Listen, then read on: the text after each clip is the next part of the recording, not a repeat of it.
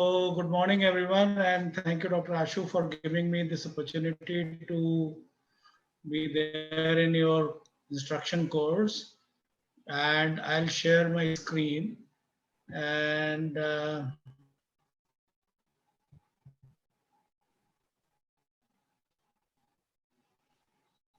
so, action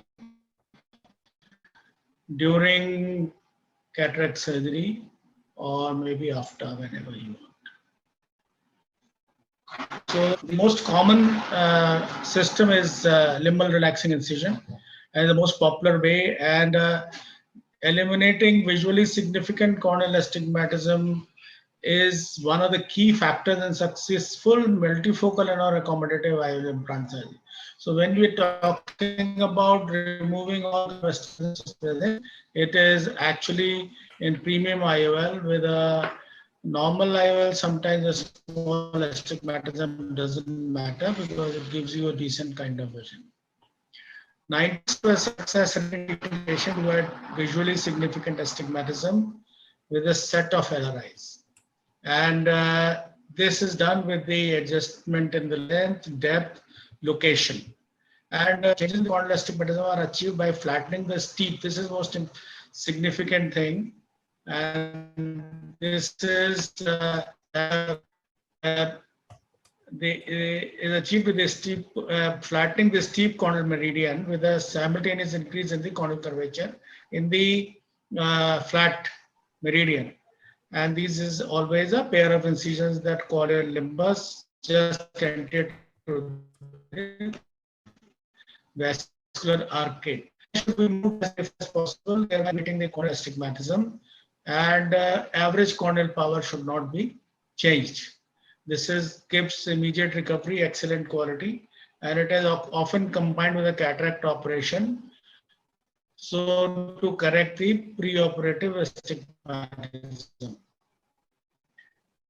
and leads to overall satisfaction with the patient. Now, NAPA is a Nichaman age and pachymetry adjusted intralimbal arcuate astigmatism.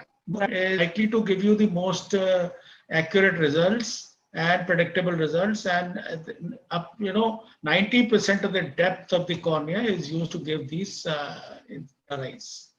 The important factors are accurate peripheral corneal pachymetry and size and location according to age and keratometry, and ensure against corneal perforation, though the 90% depth is necessary. But if you press more, or a little bit of movement of the hand, and it can go up to 100%, that has to be, you have to be very, very careful.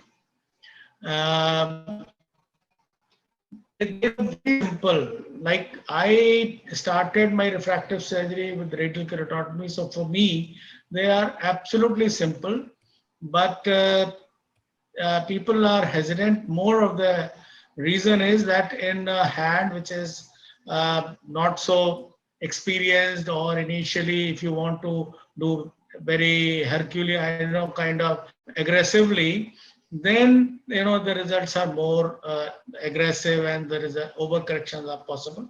So this is very important to understand and to be very sure that you are giving a 90% depth, no more and no less.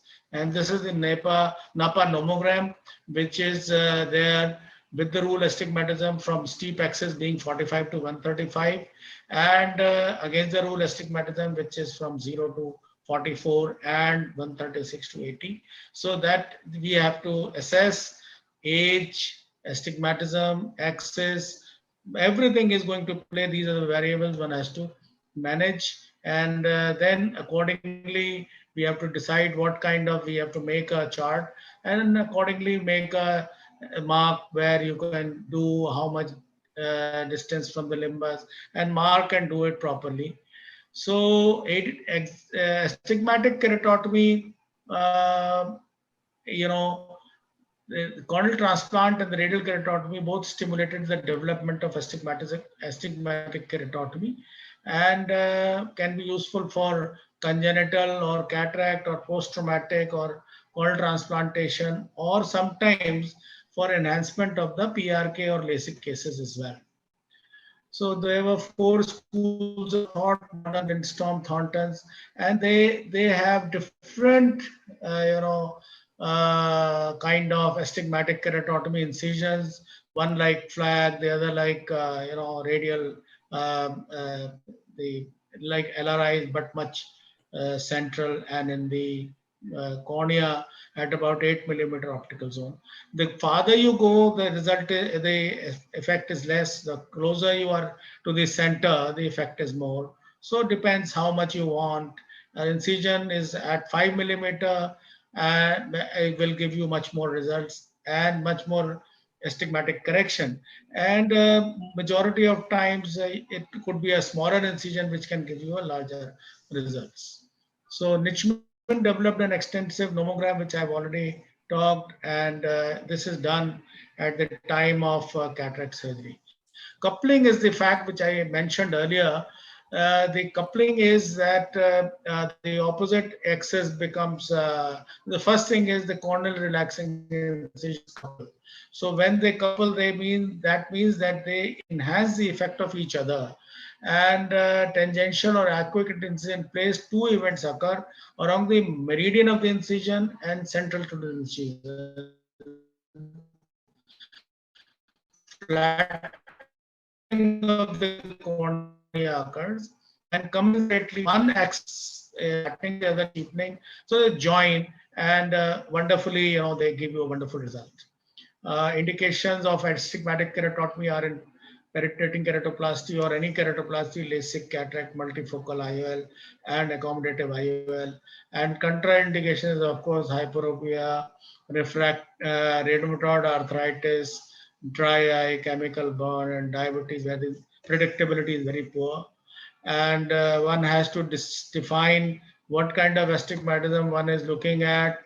Basic rule I have already discussed: more depth, size, and distance from the center, and maximal incision length of about 80 degrees, but averagely it is about 40 degrees or so. So nominal age is 50 years. Decrease the total amount of cut 1 degree for each year, and increase it 1 degree for each year below 50, because the effect is different in different age groups. So it's like one diopter by 80 degrees and three diopters with 160 degrees of incision, both the incisions combined. LRIs with femtosecond laser are precise, consistent, predictable. Post-operative, they can be, you don't open them, and open first incision, see what kind of astigmatism you're looking at, and then open the other one. So that is very important, that you can titrate your results. And laser nomograms are there for the LRIs, and arc incisions are adjustable, yeah. And you can monitor with the OCT while doing it, so they are very safe. And let me go forward. Uh, Intrastromal, and this is the manual RRI, which is done with the diamond knife. So you take a marker which is at 3, 5, and 8 mm, and you mark, with the ink, and then make it on the cornea. And here already a multifocal IOL is there inside the eye, and I know it's on the table itself that I am doing it. In this particular case, I don't want to put a small, very toric multifocal, which is slightly more expensive. So we can manage it with the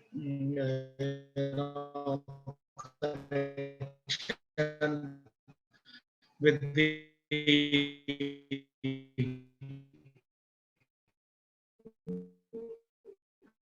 knife, and we put the thickness of the cornea, and then we have already decided as to what is the axis and what is the mark, what is the size of the LRIs, and then we can mark it, do it.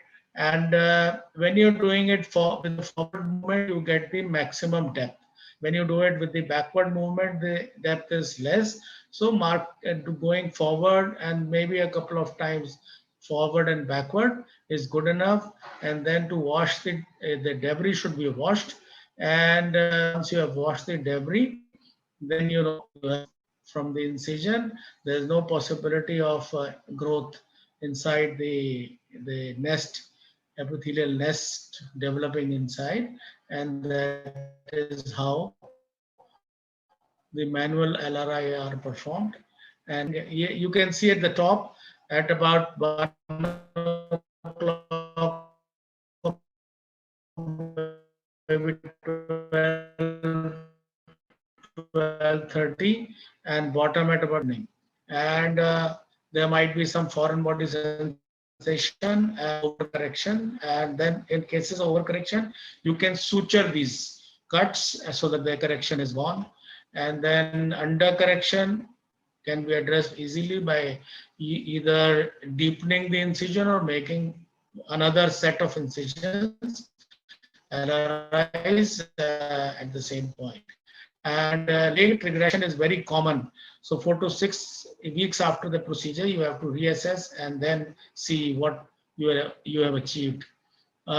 Sometimes astigmatic keratotomy causes decrease in the best corrected vision because of the optical zone which is smaller, and there is irregular astigmatism which is created with that.